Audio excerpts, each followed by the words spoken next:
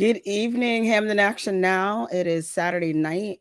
I have a very special guest, Mr. Ken Green from Hartford, Connecticut. He's a former state representative representing Hartford.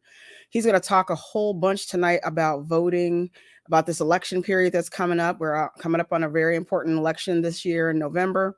So we're going to hear more about all of these wonderful things and making sure everybody's ready, registered to vote, understanding how to vote, how to change your party affiliation, all these really awesome things. So we will be talking to Mr. Ken Green right after this.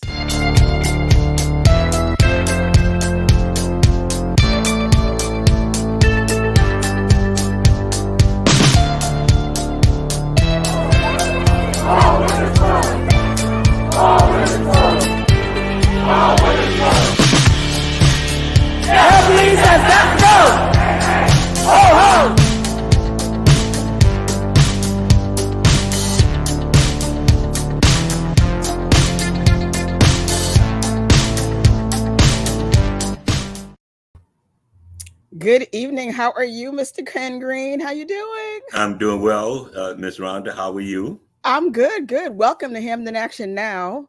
I just want to thank you for coming down and talking to us. You know, that's one of our one of our major pillars of the work that we do here in Hamden, New Haven, is about educating people about their rights to vote, about how restrictive our voting system is here in Connecticut. I'd say this really gonna make people laugh all the time when I go down to the polls when the polls are open and I got people standing in line in November, it's cold, it's raining. Mm-hmm. And I walk up to them, I said, isn't it terrible all the voter suppression in Connecticut? And they're like, what are you talking about? I'm like, okay, you're standing out in the cold, waiting to get into a locked building in the middle of a workday. Mm-hmm. And we're so geared towards that being the normal. That I've been arguing about those kind of things for years, that we should increase our access. So I'm so happy to have you come down and talk with us, about all the work that you're doing to educate everyone, along with the League of Women Voters, about the importance of voting, access to voting, the Secretary of State's website, registering, all the things that people, really we take for granted that people know. Mm-hmm. A lot of them, they just don't know. So. Yeah. Just let me before we get rolling, let me read your bio because it is really impressive. So I want to read it because it's really good.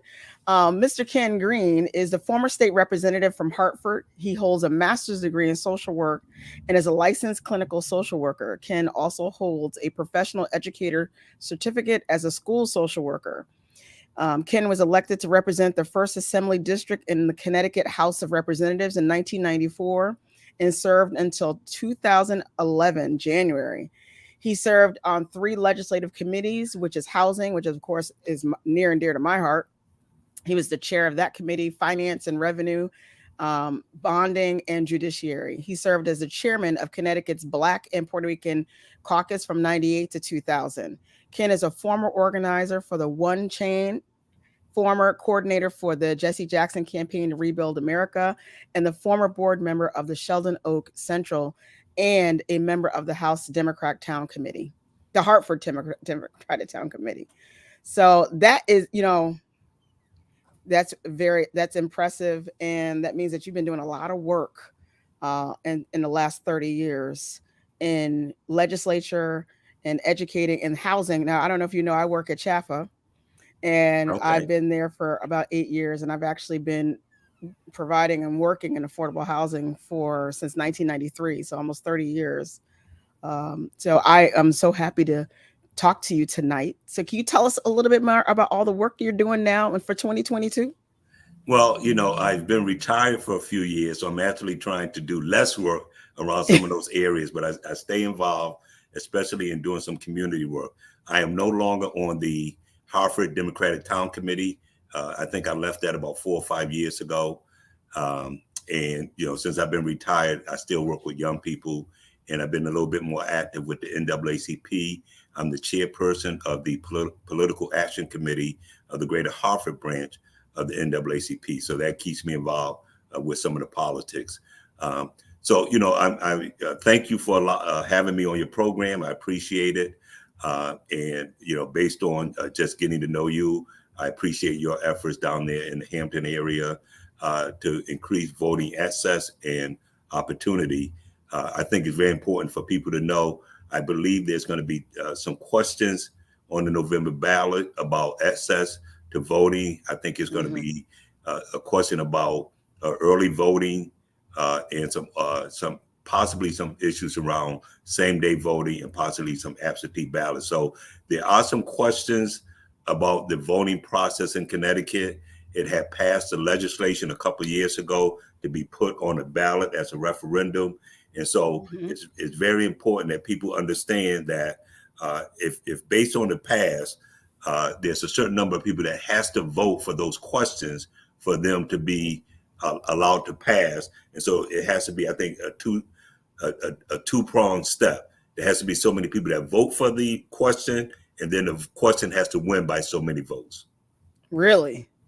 Now, see, I'm so happy you brought that up first because I know in the 20, what is it, 2014, the last time this question was on, we had a statewide referendum. The question was convoluted. People didn't know whether they should say yes or no. Um, so that is a really important part of what we want to tell today about the current question that we're going to see in November. We want to make sure everybody's clear on how they should answer. Uh, Yeah. And this is one of the things you and I have had a conversation before about, political action and political empowerment. And, when mhm, I ran for office, I've always talked to people about it's more than just registering to vote or getting people to register to vote. It's really about education and empowerment. And so, for example, when I was on the Democratic Town Committee, my concept of the town committee is that you have to go into the community early on, often, mhm, to explain these kind of things. I don't know about what's happening in Hampden or New Haven. I don't really see it here in Hartford, but you have a political body like the town committee that to mhm. me is supposed to be that bridge between the citizens and the elected officials. Yes. They're supposed to be that bridge that help people understand the voting process, how to vote, what are the issues. That's that bridge to have hold the political elected officials accountable to come back in the community and explain what they've done. So the town committee is could be a very, very effective and very well positioned body if in my opinion, if they did those kind of things as a town committee member. Town Mhm, committee members are local people. Is For example, in my district where I was a representative, we had 14 members on the town committee. It spread in my district, in my neighborhood, supposed to be the pulse of the community, hold me accountable. That's what I would expect them to do. So it holds the candidate accountable, but it also mhm, provides information to the citizens in that district about what's happening. The town committee should be out there now explaining these questions, clarifying any confusion about if you vote yes, what does that mean? If you vote mhm. no, what does that mean? How many people have to come out and vote? Sometimes, even in Connecticut, and I haven't seen the ballot in a while in the sense of questions, but sometimes the questions are at the very bottom of the ballot. Sometimes they're on the Yes. opposite side of the ballot. And Yep. so people don't turn the ballot over, so they don't read the questions. So there's a lot of education you have to do besides just saying, hey, are you registered to vote? Let's register you to vote. What are you going to do after that? Right. And I'm so happy you said that about the question because again, that's another problem, the position of where the question is. A lot of the questions went in the last time we had this, statewide referendum, they went unanswered. There was no response at all. And I think again, because of the positioning of where the question was on the ballot, people kind of just, they went to the vote, they went across or, picked out their candidates and they out the door, I mean, Yeah. again, even the positioning of knowing where the question is on the ballot is very important. And I happen to let you know, I actually sit on the Hampden Democratic Town Committee. I'm in the 8th district here and I'm the 8th district chair. And we've already started talking with, and we're having these discussions now online to start talking about this referendum question that's coming down the line in November. It's very important. Well, I'm glad to hear you say that. A couple of things that I found out in doing some of the research on voting in Connecticut and how it's been going the last few years is that, and even with this election coming up, I noticed in some of my research that in some towns, the candidate, the voting, the questions will be in Spanish and in English, Mm-hmm. but not in all towns. Mm. So one of my first questions was, well, if somebody feels it's necessary, regardless of the town, if that town feels it's necessary to have ballots, questions, candidates in a bilingual or in two languages, why not all the towns? Am I Right. saying am I saying that Spanish people or Spanish language or Spanish people that can read Spanish only in these towns and not in other towns? You So know, see, so that's the kind of stuff that these little things sometimes are the things that people I think have to pay a little closer attention to. Is that why is these things happening? So one of the things that I think that as a chair of the political action committee of the NAACP is I'm going to Mhm. ask my legislators, why don't we just require that all of the ballots and stuff be bilingual? Why not? Why It, not? it, it probably should be in more languages, but I think you have to look at the demographics, the trends, and see if that might be necessary. That might be in other languages in other communities, but Right. at least in the minimal, since it appears that, of course, when I was looking at the towns, Waterbury, Hartford, New Britain, Bridgeport, Right. New Haven, New London, I think I have ballots that are in two languages, and then most of the other towns don't. Yeah, and I mean, again, I'm always concerned about the unintended suppression that goes on. I mean, like maybe that's not intentional, but Right, right. again, just make it across the board. It was, I mean, it's kind of parallel to when they were talking about the COVID, access to the vaccines, how to register, and all that. The same thing. It's hard to figure out, how many languages and what are the dominant languages that we should have put that in. But let's just do it on all these languages so we Yeah, can accommodate everybody. Everybody yeah, need, who wanted access. And yeah, this is the same thing. I think this is even just as important, yeah, um, for everybody to understand how to be able, because access in yeah, language is a huge barrier. yeah.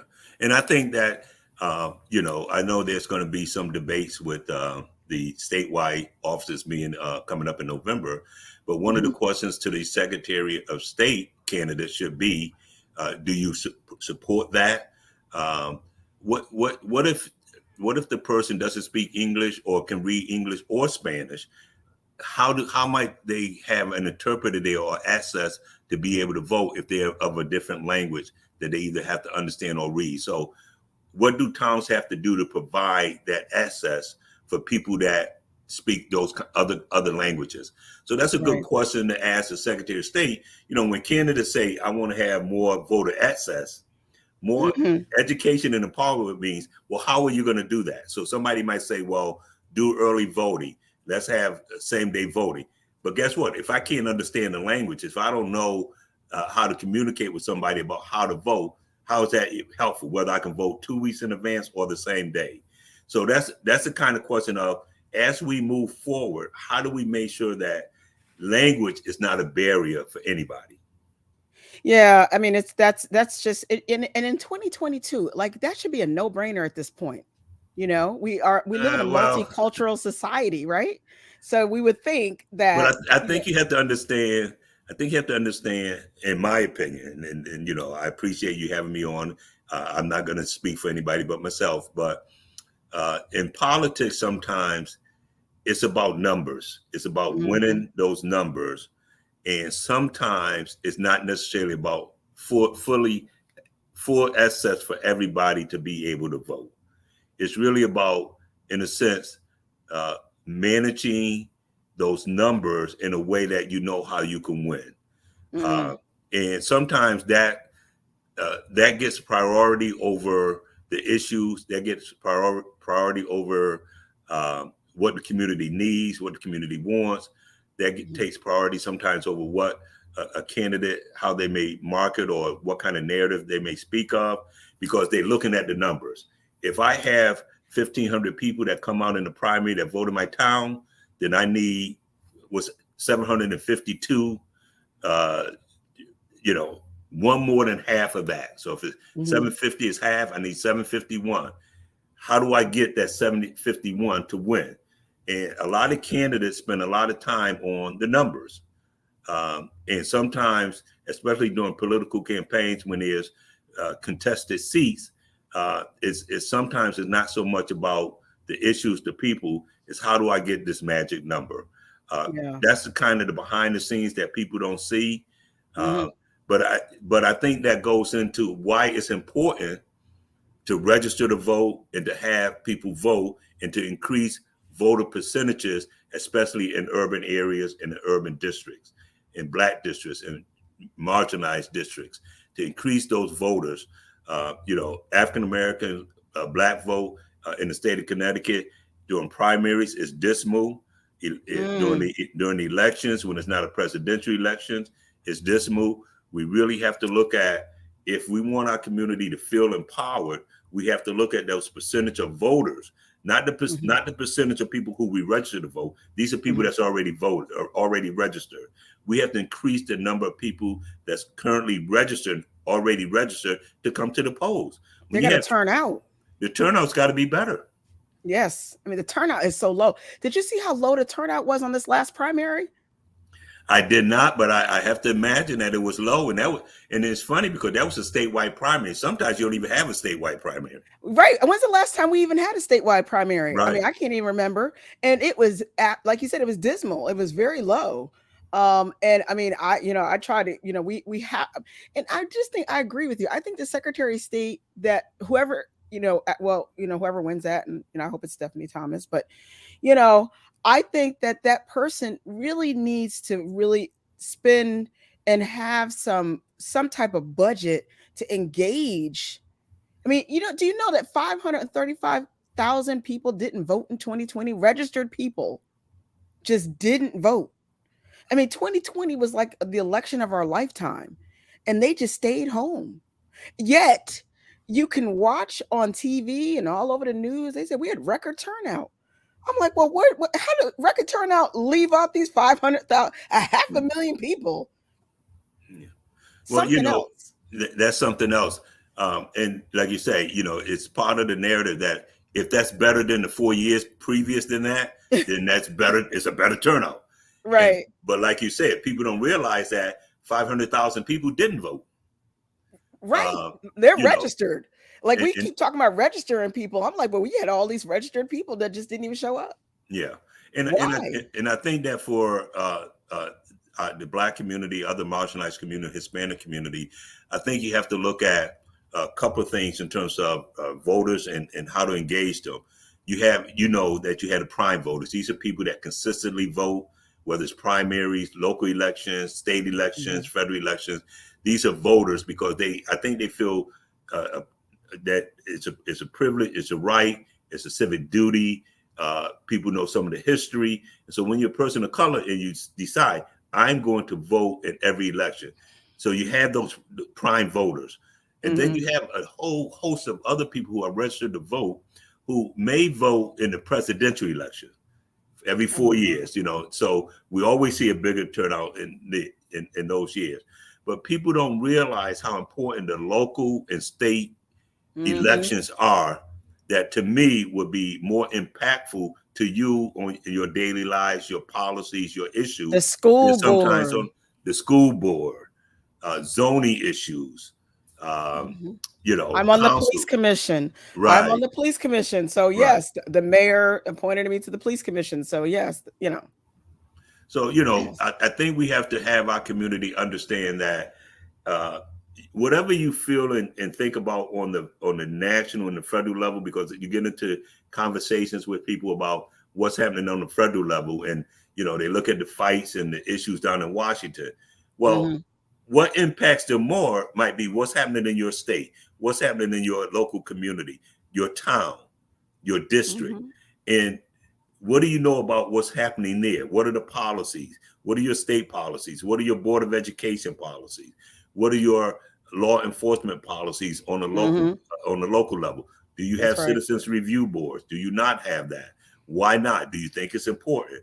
Well, if these are issues, then that's on the local level where you better deal with your city council and stuff like that. So uh, smaller numbers, those folks have to do more of a campaign of I got to see you. I got to touch you. I got to talk to you, because people want to be able to hold them folks more accountable.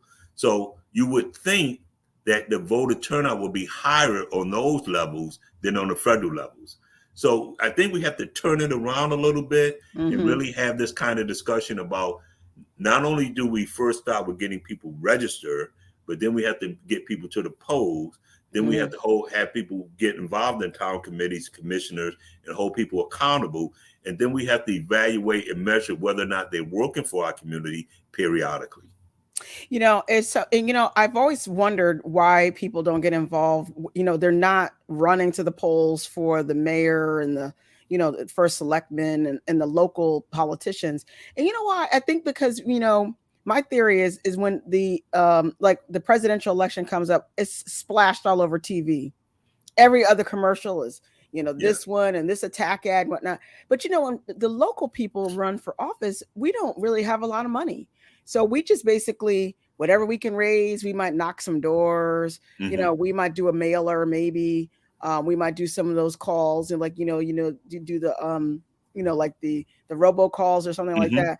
But Mm-hmm. see, like I think if we could find a way to get more access to media on a local level, I think that we would be able to, that would be a better way to try to engage them, because it's like we hear about the presidential. I mean, every other commercial is about, like right now, we hear about Governor Lamont and Bob Stefanowski. So they're on there all the time. And then before the primary, we had the Secretary of State and the Treasurer Mm-hmm. candidates on TV.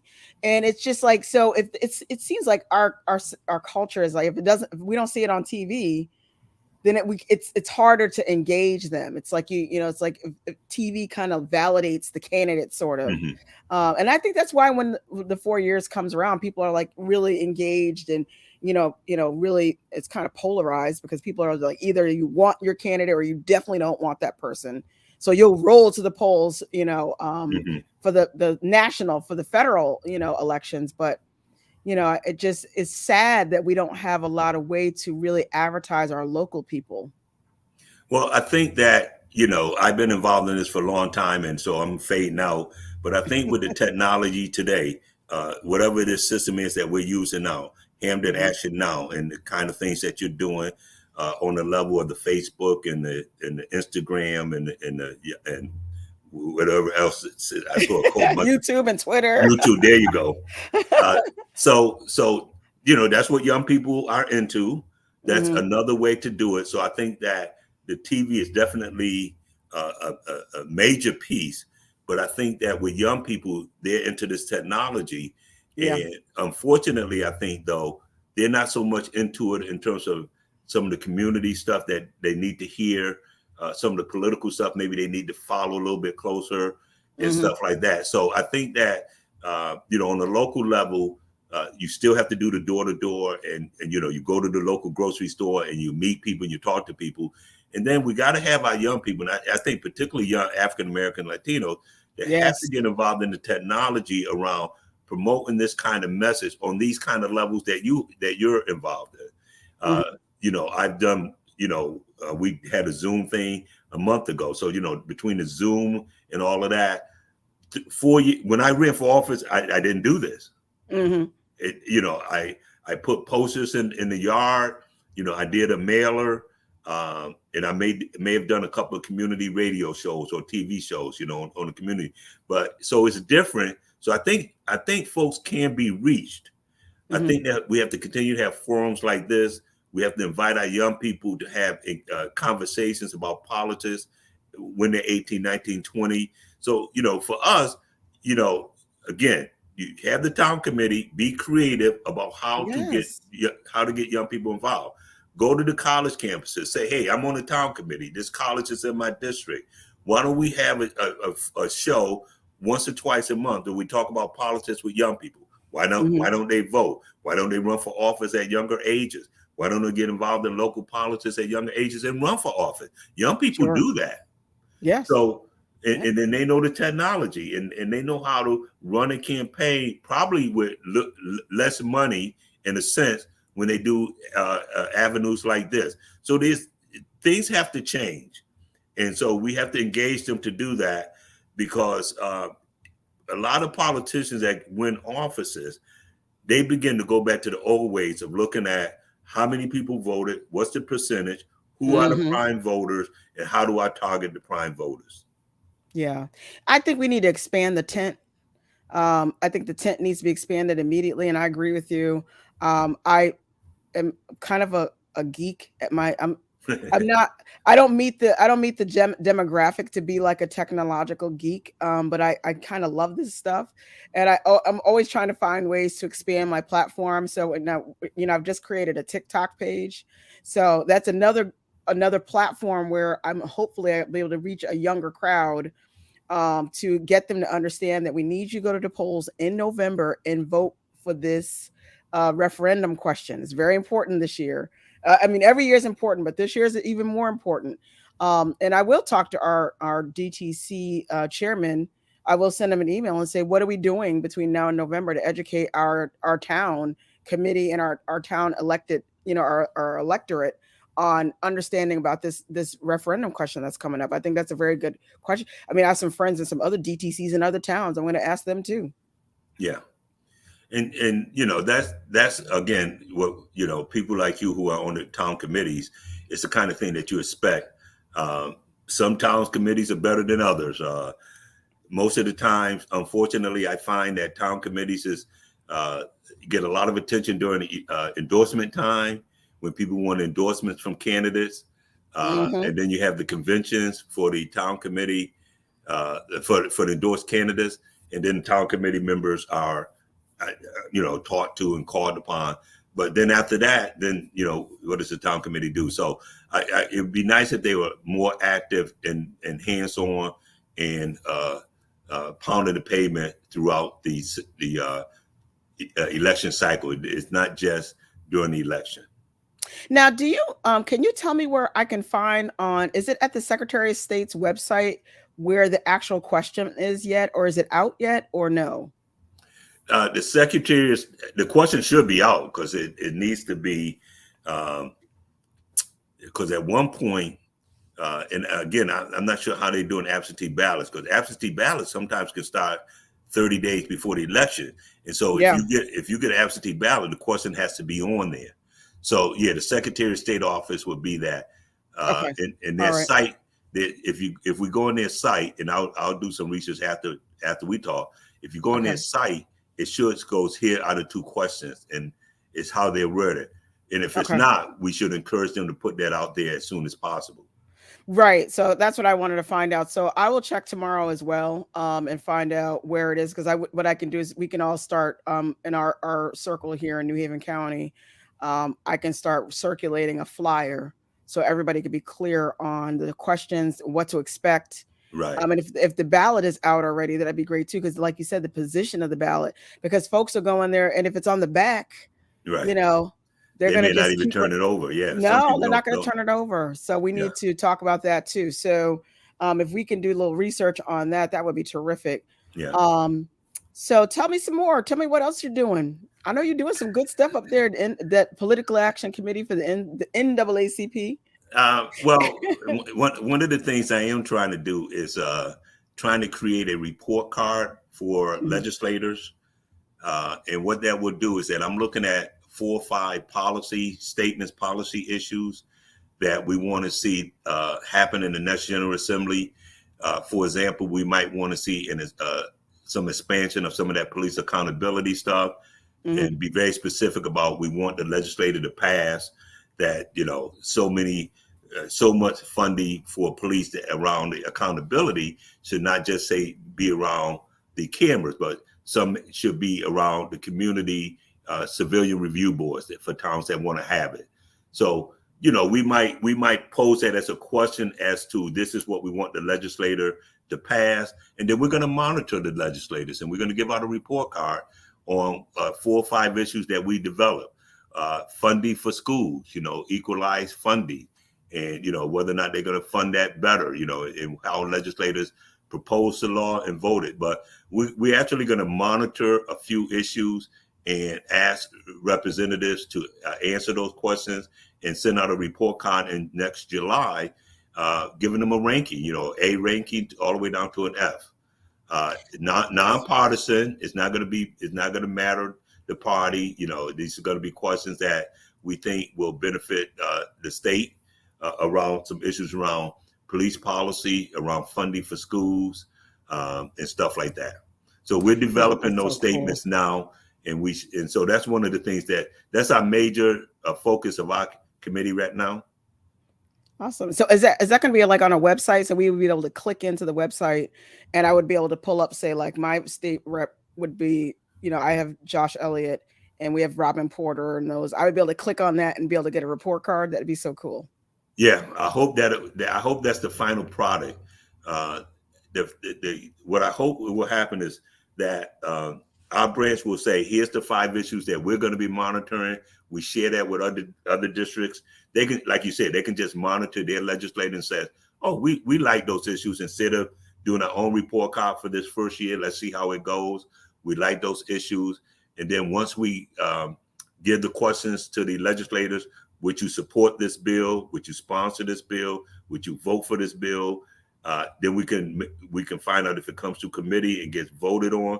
If it gets voted on, did you vote for it? And then at the end we'll say, Representative Porter not only sponsored the bill, but supported the bill. So she will get like a A rating on that. If the bill doesn't pass, we would just have to be clear that they got that ranking based on supporting the bill, not necessarily the final product. People don't understand that proposing a bill and the legislation and what you support, and getting it passed, that's a long road. And those are kind of two different things. So part of our focus may be, do you support it? And we give them some good early rankings. And then if it gets passed, how they voted in another ranking. But that's so cool. Yeah, but we can rank them on whether or not they supported it, whether or not they sponsored it, and whether or not they voted for it if it ever comes up for vote. I'm thinking in my mind that's such a great idea because after you elect people, especially on the state level, there's no centralized. I don't think that on any website anywhere here that there's no centralized location of what their voting record is. Is there a way to look that up? Yes, there is. Yes, okay, how there do you is. find that? Yes, there is.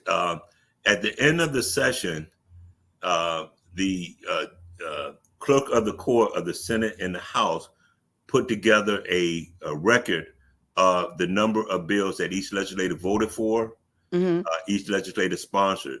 So you actually could probably go to the Connecticut General Assembly site, look up your legislator, and then find out what their vote tally was. Okay. And then to give you a sense of what they voted. Now, most legislators promote that on their own. On their site, they'll tell you what they supported. They'll tell you what they voted for. They'll tell you what they sponsored. But at the end of the session, the clerk of the court put out just kind of a number of things. There was 98 bills voted. Representative Green voted favorably for 75 of these bills, and stuff like that. So it may not tell you specifically which ones, but it'll give you a general sense of the number of bills that a representative voted on and whether they voted in. So 100 bills passed. Representative Green voted on 90 bills.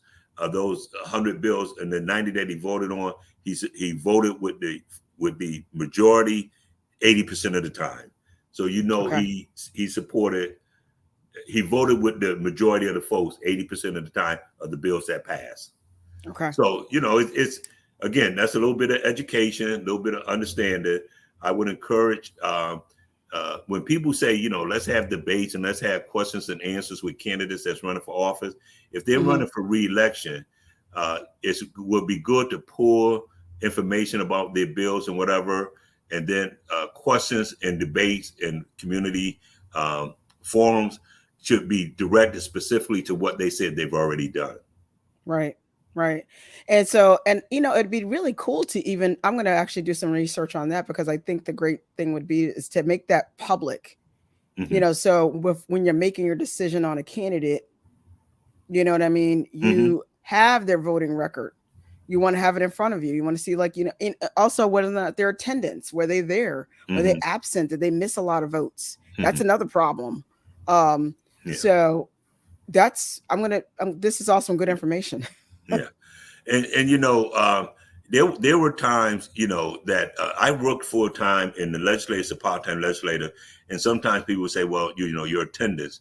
Uh, I had some mixed feelings about attendance and attendance record as a something that people look at. I think you have to be cautious about that. Yes, you should be there, but if you're going to have a part-time legislator and you're not going to fund for it to be their job to survive and take care of their family, there's some expectations that you have to have in the sense that they're going to have full-time jobs, Hmm.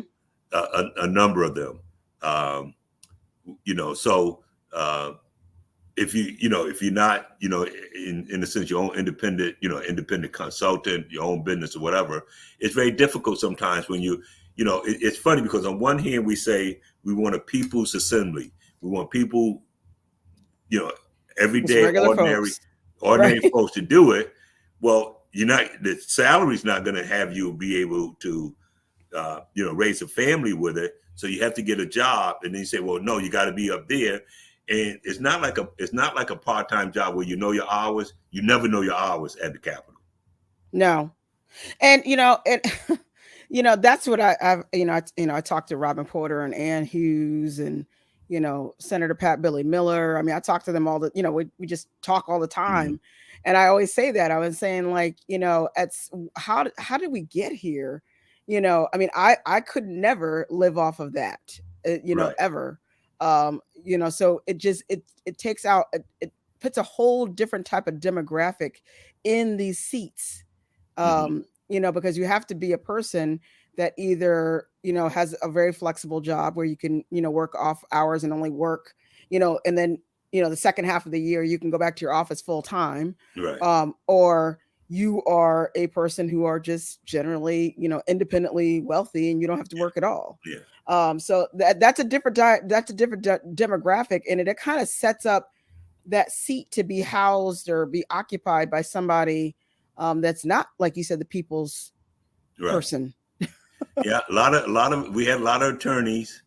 Um, you know, I have my own thoughts about why so many attorneys, because they they write the laws and they kind of know them a little better than us, and um, it's that's kind of difficult. But so I think people just have to understand that it is a part-time legislator, and so it's not full-time.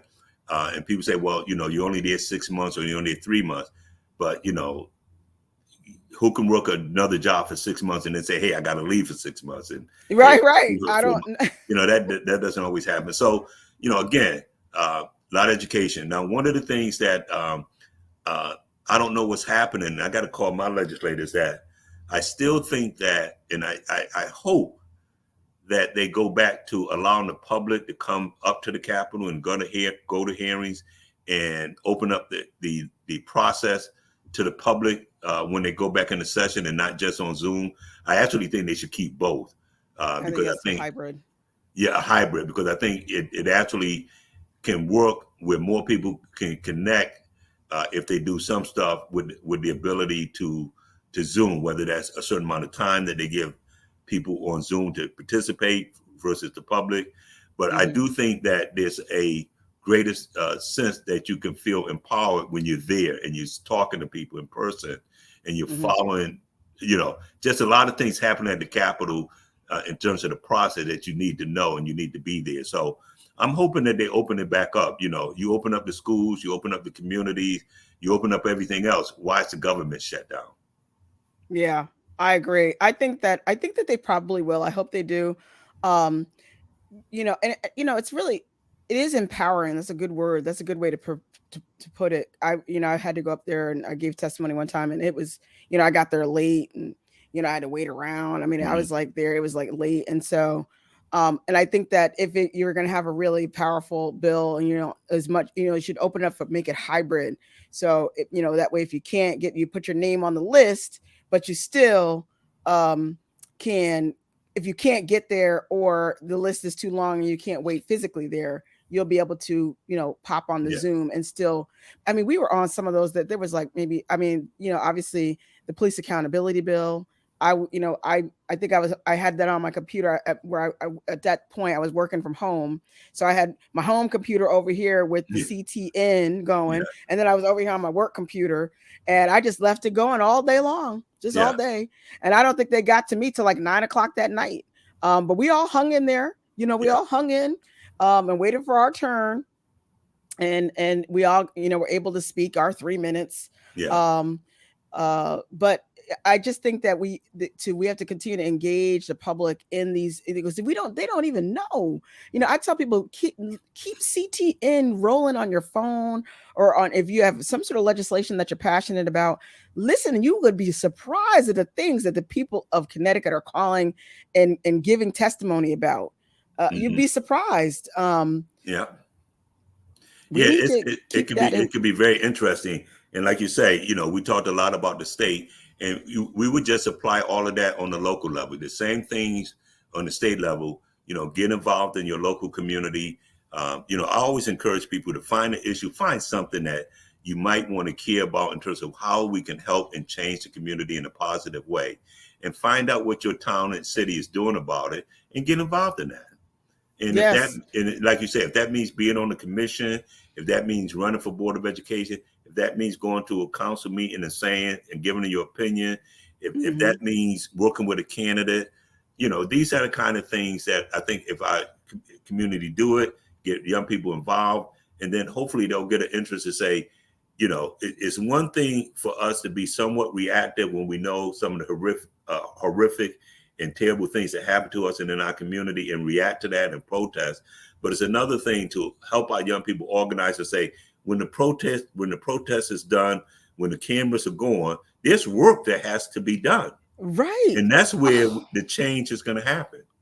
Yeah, I mean, people think when the protest is over, the work is done. Okay, we're Right. done. We had a good protest last week. I'm like, you are not even like Right. that. Right. That did was bring awareness. Yeah. Now Yeah. the work comes to Yeah. change the law, to create a law, to engage your elected officials, make them accountable. Yeah. They work for you. They're representing you. So you need Yeah. to tell them what you want, what you need. Hmm. And it's really important. And I just think these kind of conversations that we're having tonight are very, very important, very enlightening. And I would like for us to have more conversations. If we can do some research in the next couple of weeks of those specific questions, I would love to talk more, have another, maybe invite you to come back. I know you're really busy, but if you can come back, we can talk specifically about those questions and how to prepare the communities on getting ready, what their options are, Hmm. and what each question represents. A yes answer or a no answer, is Hmm. have very different consequences on this one. Hmm. People don't even understand. I think our state even needs to look into some constitutional reform, because we can't get much done, because the way our constitution is written. I'm like, how can we get stuff done?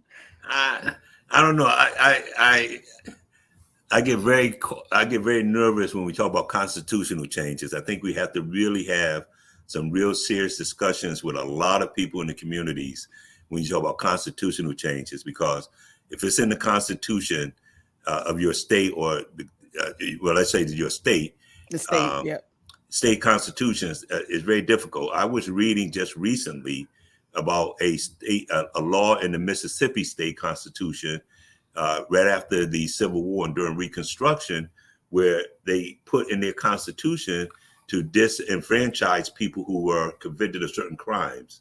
And Hmm. of course, they decided that those crimes was things at that time was like loitering and vagrancy and theft and forgery, and basically they put in the Constitution in 1890 in Mississippi, disenfranchising voters based on crimes. Well, they knew those crimes was what, quote, most black people were doing in Mississippi at that time. Right, right. So they put it in the Constitution. So that means until you change that Constitution, folks who was convicted of certain felonies in the Mississippi could never vote. Right Hmm. now, 16% of eligible voters in Mississippi, black voters, can't vote. 1 out of 5 disenfranchised. So they it's funny, they didn't have rape and murder in 1890 when they did the Constitution of Mississippi. They didn't have rape and murder in those crimes that you lost the right to vote. They had things like forgery and stealing Lord have and mercy. right, not paying your debts, just minor crimes, not rape. Well, in 1968, they had a constitutional change. They actually added rape and murder as additional crimes that you lost the right to vote. Even though they didn't change those other laws, they took out burglary. That was one thing, but it was still in the Constitution in Mississippi a way to disenfranchise Black voters. Yeah.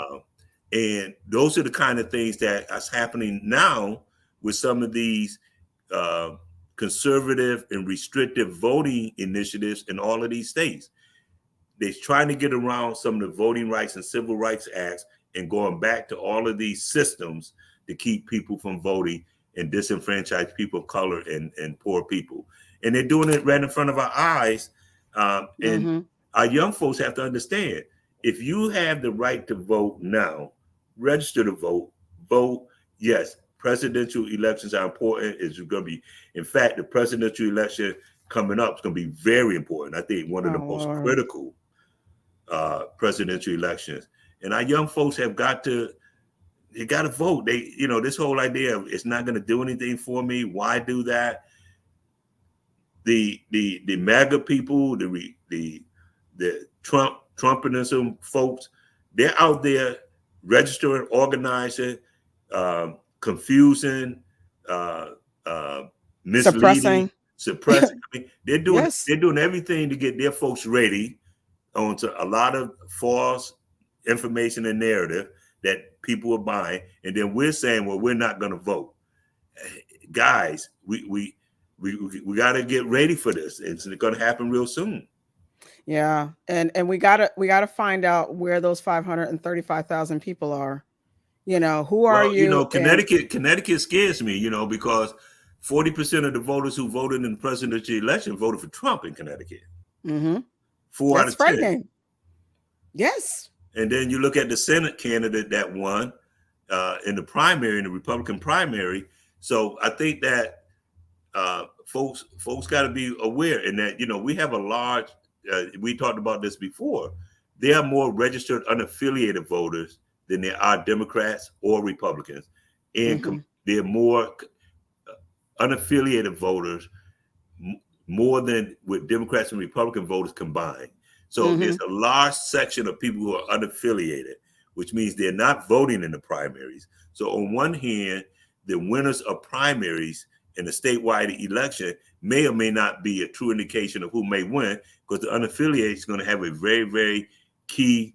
They're going to be critical in those elections if they turn out to vote. Now, I don't know what their percentage of voters are, but unaffiliated voters can definitely be players in elections in Connecticut.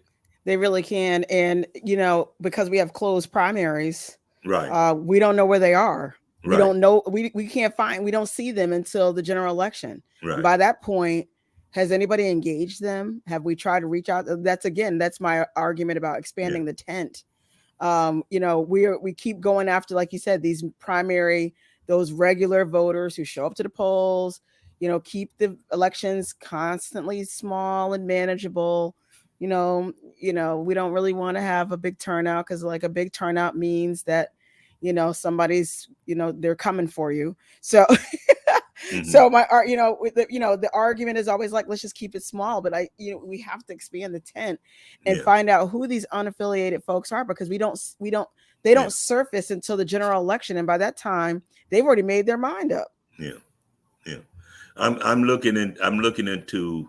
I was interested. I don't fully understand it yet, and I go back and forth on the different kind of primary kind of elections. But this whole ranking, where you rank choice, you have like 10 candidates running regardless of the party, and everybody votes in the primary, and the top 4 get to be on the ballot in November.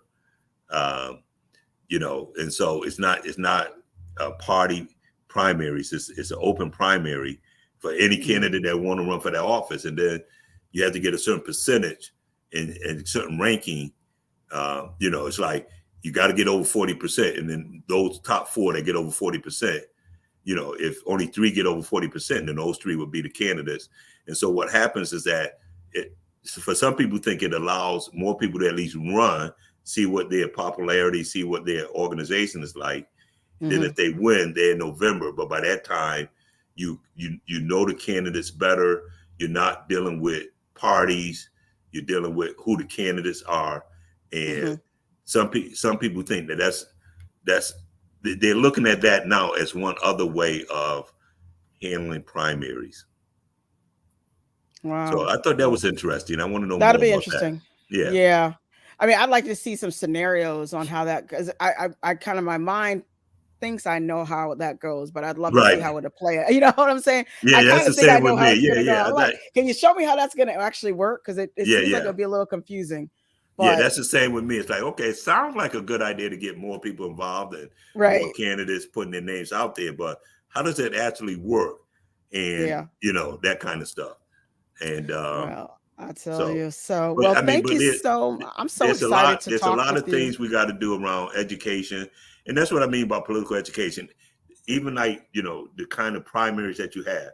These are discussions that we should have in our community, so we can say, how do we think these things work best for us? We have citywide elections in Hartford.